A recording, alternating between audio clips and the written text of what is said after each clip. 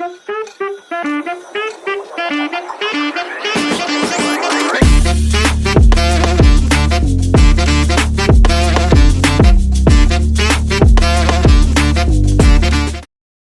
Guys, welcome to the channel. ഇന്നത്തെ 30th anniversary ആയതുകൊണ്ട് കുറച്ച് കാർഡുകൾ നമുക്ക് ഈ ഫുട്ബോൾ തന്നിട്ടുണ്ട്. അപ്പോൾ അതിനെപ്പറ്റി നോക്കാനാണ് പോണത്. നിങ്ങളിപ്പോൾ ഇതിൽ കാണുന്നുണ്ടാവും ആദ്യം തന്നെ റൂണിനെയും ഗുറേനെയും കൊടുത്തിട്ടുള്ളത്. ഇതുവരെ ആഡ് ചെയ്തിട്ടുള്ളതല്ല, നിങ്ങളാരും വിചാരിക്കരുത് ഇത് നമുക്ക് കിട്ടുന്ന സെലക്ഷൻ കോൺട്രാക്റ്റുള്ളതാണ്. അല്ല, ഇത് സെപ്പറേറ്റ് ആണ്. നമുക്ക് സെലക്ഷൻ കോൺട്രാക്റ്റിൽ ഫെർഡിനാൻഡൊക്കെ വരുന്നൊക്കെ പറയുന്നുണ്ട്, പക്ഷേ അത് കൺഫേം ആവാണ്ട് ഇപ്പോൾ എനിക്ക് പറയാൻ താല്പര്യമില്ല. അപ്പോൾ ബാക്കിയുള്ള കാർഡുകളെ പറ്റി നമുക്ക് നോക്കാം. അപ്പോൾ ആദ്യത്തെ കാർഡ് എന്ന് പറയുന്നത് ഡെന്നിസ് ബെർഗ്കാമിൻ്റെ ഈ കാർഡാണ്. ക്രിയേറ്റീവ് പ്ലേ മേക്കറാണ് വരുന്നത്. AMF playing style. ഞാൻ പൊതുവെ പറയണത് AMF പ്ലേയിങ് സ്റ്റൈൽ വരുന്ന ആൾക്കാരെ ബൾക്കായിട്ടുള്ള ആൾക്കാർ ചൂസ് ചെയ്യരുത്. കാരണം നിങ്ങൾ ജെറാർഡിൻ്റെ കാർഡും മറ്റേത് കാർഡും ഉപയോഗിച്ചവർക്ക് അറിയാം, എളുപ്പമല്ല ഇത്തിരി ബൾക്കായിട്ടുള്ള പ്ലേയേഴ്സിനെ ടേണിങ്ങും ഇതൊക്കെ ഇത്തിരി പാടാണ്. പക്ഷേ ഈ ഒരു കാർഡിന് മൊമെൻ്റ് ഡ്രിബ്ലിങ് അവർ കൊടുത്തതിൻ്റെ സ്ഥിതിക്ക് ബോക്സിൻ്റെ ഉള്ളിലാണെങ്കിൽ ഓക്കെ, ബോക്സിന് പുറത്താണെങ്കിൽ ഒരിക്കലും എളുപ്പമാവില്ല. പൊതുവെ ഈ AMF കാർഡൊക്കെ ഓപ്പറേറ്റ് ചെയ്യുന്നത് ബോക്സിന് പുറത്താണ്. ഉള്ളിലേക്ക് റണ്ണ് കയറി കഴിഞ്ഞാൽ മാത്രമേ വരുള്ളൂ. ഇത് ക്രിയേറ്റീവ് പ്ലേ മേക്കർ ആയതുകൊണ്ട് ഹോൾ പ്ലെയർ സ്റ്റൈലല്ല. അപ്പോൾ നമ്മൾ പിക്കൗട്ട് ചെയ്യണം എവിടെയാണ് ഡെന്നിസ് ബെർഗ്കാം നിൽക്കണേന്ന്. അപ്പം അങ്ങനെ ഒരു പ്രശ്നമുണ്ട്. ഇനിയിപ്പോൾ ഞാൻ എന്താ അങ്ങനെ പറയാൻ കാണുന്നത് വെച്ചാൽ എൻ്റെ മുന്നത്തെ അയാക്സിൻ്റെ ഒരു കാർഡുണ്ട്, കഴിഞ്ഞ ട്രയലിൽ കിട്ടിയതാണ്. ഇത് സെയിം ഡെന്നിസ് ബെർഗ്കാമാണ്, പക്ഷേ ഇത് ഹോൾ പ്ലേയിങ് സ്റ്റൈലാണ് വരുന്നത്. ഹോൾ പ്ലേയിങ് സ്റ്റൈൽ വന്നിട്ട് തന്നെ എനിക്ക് അത്ര ഉപയോഗം വരുന്നില്ല. കാരണം ആൾ ഓടിക്കയറുമെങ്കിലും ആളുടെ ബൾക്കിനെസ് കാരണം ബോൾ എളുപ്പത്തിൽ പോവുക, ടേൺ ചെയ്യുമ്പോൾ പോവുക. അപ്പം അങ്ങനെ ഒരു പ്രോബ്ലം ഉണ്ട്. അപ്പം നിങ്ങൾ ഓക്കെ ആണെങ്കിൽ, നിങ്ങൾ ഇപ്പോൾ MFL ബൾക്കായിട്ടുള്ള പ്ലേയേഴ്സ് ഉപയോഗിച്ച് കളിക്കുന്നവരാണെങ്കിൽ ഡെന്നിസ് ബെർഗ്കാമിനെ ചൂസ് ചെയ്യുക. ഇല്ലെങ്കിൽ നിങ്ങൾ വെയിറ്റ് ചെയ്യുക ബാക്കിയുള്ളവരുടെ റിവ്യൂവിന് വേണ്ടിയിട്ട്, എന്നിട്ട് മാത്രം ചൂസ് ചെയ്യുക. വേഗം പോയി ആരും ഒന്നും എടുക്കാൻ നിൽക്കരുത്. ഇപ്പോൾ രണ്ടാമത്തെ കാർഡെന്ന് പറഞ്ഞാൽ റൈക്കാർഡിൻ്റെ ഈ ഒരു കാർഡാണ്. ഡിസ്ട്രോയറാണ് വരണത്. റൈക്കാർഡിൻ്റെ കാർഡുകളെ പറ്റി പറയുകയാണെങ്കിൽ അത്യാവശ്യം നല്ല ക്വാളിറ്റിയുള്ള കാർഡുകളെ വരാം. അപ്പോൾ നമുക്ക് ധൈര്യമായിട്ട് എടുക്കാം. ആരൊന്നും പ്രത്യേകിച്ച് ഈ കാർഡ് മോശമാകുമെന്ന് ആലോചിക്കേണ്ട ആവശ്യമില്ല. കാരണം എന്തായാലും അത്യാവശ്യം നല്ലോണം കളിക്കുന്ന കാർഡുകളെ വരാം.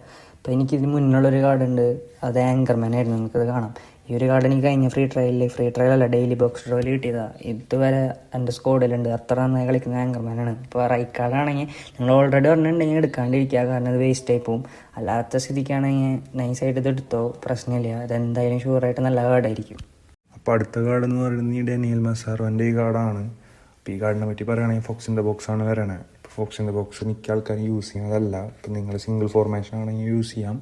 നിങ്ങൾക്ക് ഇഷ്ടമെങ്കിൽ കാർഡ് എടുക്കാം. അത്ര നല്ലത് ഞാൻ പറയുന്നില്ല, കാരണം നമ്മുടെ ഗെയിമിൽ തന്നെ വേറെ അടുത്തുനിന്ന് ഷെൻഷൻകോര കാർഡുണ്ട്, ഷവേര കാർഡുണ്ട്, അങ്ങനെ കുറച്ചധികം കാർഡുണ്ട്. അപ്പോൾ അതൊക്കെ വെച്ച് നോക്കുമ്പോൾ ഈ കാർഡ് ഭയങ്കര പുറകിലാണ്. എന്ന് വെച്ചാൽ മോശമാണെന്നല്ല, നിങ്ങൾക്ക് കളിക്കാൻ താല്പര്യം എടുത്ത് ഉപയോഗിക്കാം. ഫോക്സിൻ്റെ ബോക്സ് പ്ലേയിങ് സ്റ്റൈല് നിങ്ങൾ ഓക്കെ ആണെങ്കിൽ മാത്രം കളിക്കുക. അടുത്ത കാർഡാണ് പോൾ സ്കോൾസിൻ്റെ ഈ ഒരു കാർഡ്. ഇപ്പോൾ നമുക്കിതിന് മുന്നേ പോൾ സ്കോൾസിൻ്റെ ഒരു ഫ്രീ കാർഡ് വന്നിട്ടുണ്ടായിരുന്നു, മറ്റേ ബെയിലിൻ്റെയും കക്കയുടെ ഒരു ട്രോയിൽ. അപ്പോൾ ആ സ്കോൾസ് ഒന്ന് ക്രിയേറ്റീവ് പ്ലേ മേക്കറായിരുന്നു. അത് അത്യാവശ്യം നല്ലൊരു കാർഡായിരുന്നു. നല്ല പാസിങ്ങും നല്ല ഷൂട്ടിങ്ങുള്ളൊരു കാർഡായിരുന്നു. ഇത് ബോക്സ് ടു ബോക്സ് ആണ് വരണത്. മെയിനായിട്ട് ഇത് ലോങ് ബോൾ കൗണ്ടേഴ്സ് ഉപയോഗിക്കുന്നവർക്കാണെങ്കിൽ ഭയങ്കര ഗുണമുള്ള കാര്യമായിരിക്കും. ആ കൂടി ഈ കാർഡിന് പ്രശ്നം എന്ന് വെച്ചാൽ പേസ് കുറവാണ്. ഒരു ഇതല്ല പോൾ സ്കോൾസിൻ്റെ കാർഡിനും പേസ് കുറവാണ്. പതുക്കിയ ആൾ കയറുള്ളൂ. എന്ന് വെച്ചാൽ അത്ര മോശമല്ല. വിത്ത ബോൾ റണ്ണിങ് ഒത്തിരി കുറവാണ്. നിങ്ങൾക്ക് ഇപ്പോൾ പതുക്കെ ബോൾ മൂവ്മെൻറ്റ് ചെയ്ത് ജസ്റ്റ് നല്ല പാസ് ചെയ്ത് കളിക്കുകയാണെങ്കിൽ ഈ കാർഡ് ചൂസ് ചെയ്യുക. പിന്നെ ലോങ് റേഞ്ചർ അങ്ങനത്തെ ലോങ്ങിന് അടിക്കാനും ഇഷ്ടമുള്ളവർക്ക് ചൂസ് ചെയ്യുക. ലോ സ്ക്രീമർ നൈസ് പവറുള്ള ഒരു ഇതാണ്. നിങ്ങൾക്ക് വേണമെങ്കിൽ അത് ഉപയോഗിക്കാം. ഇപ്പോൾ ജെറാർഡിൻ്റെ കാർഡ് ഇറങ്ങിയ മിക്ക ആൾക്കാർക്ക് ഉപയോഗിച്ചിട്ട് അറിയാം ലോ സ്ക്രീമർ എത്ര പവർഫുള്ളാണ്. ലോങ്ങിന് നൈസായിട്ട് വൈലറ്റിൽ വെച്ച് അടിച്ചാൽ ഷുവർ ഗോളാണ്. ഇനി അടുത്തത് മാർക്കോ റോയ്സ് ആണ്. ഇതെൻ്റെ ഫേവറേറ്റ് കാർഡാണ്. ഞാൻ മിക്കതും ചിലപ്പോൾ ഇത് ചൂസ് ചെയ്യും, കാരണം ഇത് മുന്നത്തെ ബോക്സ് ഡ്രോയിലെ കുറേ എടുക്കാൻ നോക്കിയതാണ്. സാധുര പ്രൊഫിലിക് വിങ്ങറിന് കൊടുക്കണ മാതിരി എല്ലാ സ്റ്റാറ്റ്സും കൊടുത്തിട്ടുണ്ട്. നല്ലോണം ഡ്രിബിൾ ചെയ്യാം. അങ്ങനെ സ്പെഷ്യലായിട്ടൊന്നും പറയാനില്ല. ഇതെന്തായാലും കുറേ പേരെടുക്കും, ഫാൻ ബേസുള്ള കുറേ പേരെടുക്കും. ഞാൻ ഒന്നല്ലെങ്കിൽ മാർക്കോ റോയ്സ് അല്ലെങ്കിൽ വേറെ പ്ലെയറും കൂടി ഉണ്ട്. അതിൽ രണ്ടിലേതെങ്കിലും പറഞ്ഞ് ചൂസ് ചെയ്യുള്ളൂ. മിഷനറി പാസ്സാണ് വരണത്. അപ്പോൾ എന്തായാലും ഗ്രൗണ്ട് ബ്രേക്കിംഗ് ആയിട്ടുള്ള ത്രൂ പാസ്, അങ്ങനെ നല്ല പാസ്സുകൾ നമുക്ക് പ്രതീക്ഷിക്കാം. കാർഡിനെ പറ്റി അങ്ങനെ പ്രത്യേകിച്ച് സ്പെഷ്യലായിട്ടൊന്നും പറയാനില്ല. നല്ല കാർഡാണ്.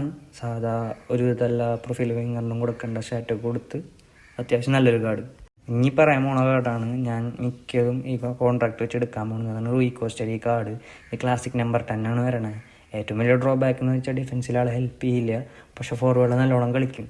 നിങ്ങൾ ഈ കാർഡ് എടുക്കാൻ പ്ലാൻ ഉണ്ടെങ്കിൽ നിങ്ങൾ വല്ലാണ്ട് ടെൻഷൻ അടിക്കണ്ട. നിങ്ങൾ ഡിഫൻസിൽ ഒരാളെ കൂട്ടിയിട്ടാൽ മതി.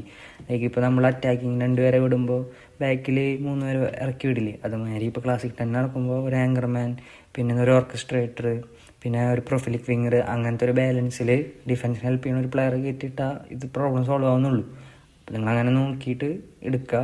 ഇത് അത്യാവശ്യം നല്ല കാർഡാണ്, ഓവർ പവേർഡ് എന്നല്ല, അത്യാവശ്യം നല്ല കാർഡാണ്. ഫിനോമിനൽ പാസ് വരുന്നത്, ഫിനോമിനൽ പാസ് അത്യാവശ്യം നല്ലൊരു സ്കില്ലാണ് നമ്മുടെ കയ്യിൽ. നമുക്ക് ആഗ്രഹം ഉണ്ടെങ്കിൽ ഇതെടുക്കുക. ഞാൻ മിക്കത് ഇതായിരിക്കും ചൂസ് ചെയ്യുന്നുണ്ടാവുക. അടുത്തൊരു ഓണറൊരു കാർഡാണ്. അപ്പോൾ ഈ ഒരു കാർഡിനെ പറ്റി പറയുകയാണെങ്കിൽ അറ്റാക്കിംഗ് ട്രിഗർ എന്ന് പറഞ്ഞ സ്കില്ലായിട്ടാണ് വരണത്. ഈ അറ്റാക്കിംഗ് ട്രിഗർ എന്ന് പറഞ്ഞ സ്കില്ല് ഈ ഒരു അടുത്ത് വന്ന സ്കില്ലാണ്. നിങ്ങൾക്കത് എക്സ്പീരിയൻസ് ചെയ്യണം, അത് മനസ്സിലാക്കണമെന്ന് വെച്ചാൽ ഈ കാർഡിന് എടുക്കുക. പിന്നെയുള്ള കാര്യം, ഗെയിം ഇറങ്ങിയിട്ട് നമുക്ക് പറയാൻ പറ്റുള്ളൂ എത്ര നല്ലോണം വർക്ക് ചെയ്യുന്നുണ്ട്, എത്ര പവർഫുള്ളാണ്. ഇപ്പോൾ ആദ്യത്തെ കാർഡായതുകൊണ്ട് നമുക്കങ്ങനെ കൂടുതൽ പറയാൻ പറ്റില്ല. അപ്പോൾ എല്ലാവരും വെയിറ്റ് ചെയ്യുക റിവ്യൂവിന് വേണ്ടിയിട്ട്. ഇപ്പോൾ അടുത്ത കാർഡ് എന്ന് പറയുന്നത് ബൊമ്മൻ്റെ ഈ കാർഡാണ്. കാർഡ് ആങ്കർമാനാണ് വരണത്. ലോങ് റീച്ച് ടാക്കിളാണ് കൊടുത്തിട്ടുള്ളത്. ലോങ് റീച്ച് ടാക്കിൾ അത്യാവശ്യം ഓവർ പവർഡ് ആയിട്ടുള്ളൊരു സ്കില്ലാണ്. ഓവർ പവർഡ് ഞാൻ ഉദ്ദേശിക്കുന്നത് എല്ലാ പ്ലേസും പിടിക്കാനല്ല.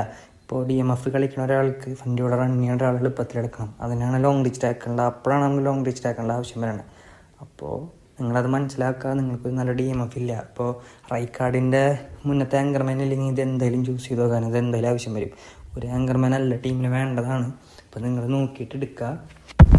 ഇപ്പോൾ സീമനെ പറ്റി പറയുകയാണെങ്കിൽ നിങ്ങളൊരു GK റോർ ഇതുവരെ എക്സ്പീരിയൻസ് ചെയ്തിട്ടില്ല, അങ്ങനത്തെ ആ സ്കില്ല് ഉപയോഗിച്ചിട്ടില്ലെങ്കിൽ നിങ്ങൾക്ക് ചൂസ് ചെയ്യാം. അല്ലാണ്ട് പ്രത്യേകിച്ച് ഗോളികൾക്ക് അങ്ങനെ ഗെയിമിൽ ഓവർ പവറിങ് ഒന്നുമില്ല. അത് ചൂസ് ചെയ്യുക, അത് കളിക്കാതെ അതിൻ്റെ രീതിക്കാണ്. നമുക്കൊരിക്കലും ഒരു ഗോളിനെ ഫോക്കസ് ചെയ്ത് കളി ജയിക്കാൻ പറ്റില്ല. ഒറ്റ എപ്പിക്കില്ലെങ്കിൽ ഇത് ചൂസ് ചെയ്യുക. അപ്പോൾ അങ്ങനെ ഇപ്പോൾ ബൈ, നമുക്ക് അടുത്ത വീഡിയോയിൽ കാണാം. അപ്പോൾ എല്ലാവരും സപ്പോർട്ട് ചെയ്യുക. ബൈ.